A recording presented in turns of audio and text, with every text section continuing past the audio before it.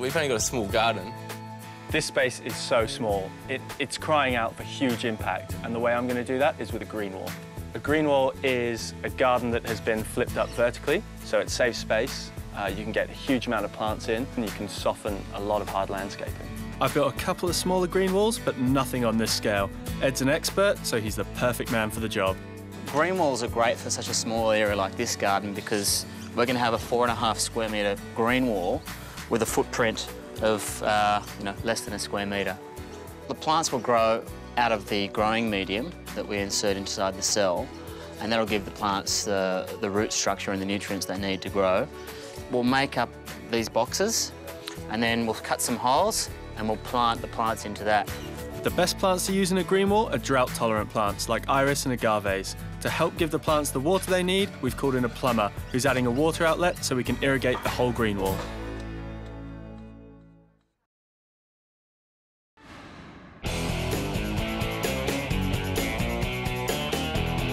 I have never seen a vertical garden. I had a look at the trellising maybe for it, and I sat down and thought about how it could work.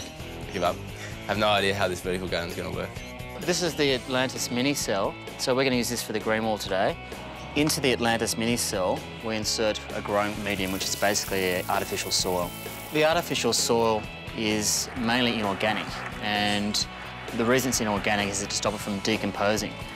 The artificial soil is really light, so these modules will stack on top of each other. The plants will root into that, and in the artificial soil is the support they need for the roots and the nutrients the plants need. Well, the type of plants that we're using in this green wall, because it's north-facing, are quite sun-tolerant, so we're using some agaves and some aloes and some irises that can cope with the full sun, but also won't need a great deal of water. We're going to water the plants through a drip-feed irrigation system with an irrigation computer, so they'll come on, once a day just to keep the artificial soil moist. Ed, mate, this looks absolutely fantastic. Thanks, Charlie. It's made a huge difference. It's totally softened all the hard landscaping. Looks great.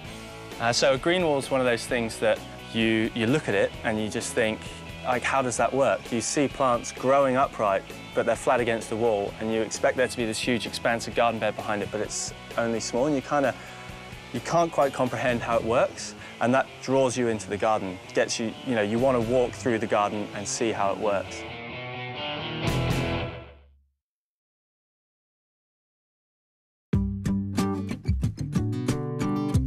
Dan and John are great entertainers. They just need a little help to become more confident gardeners. We've taken their treasured herb garden and increased its looks and productivity. The broken and uneven concrete has been fixed by adding a step and softened with some potted plants.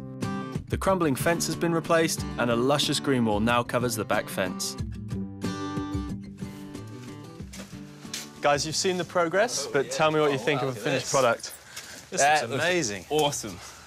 I mean, the main thing that takes up this space is this fantastic green wall. Ed's done a great job on it. Yeah, it's great. Looks like a jungle out here now, doesn't it? Yeah, I was thinking keeping it all fresh produce and stuff like that, but I think you just need a bit of colour and structure that's going to be there the whole time. Yeah, definitely. So this will just stay like this? We'd have to maintain it or anything? It's got drip irrigation in the top, so it will water itself. Yep.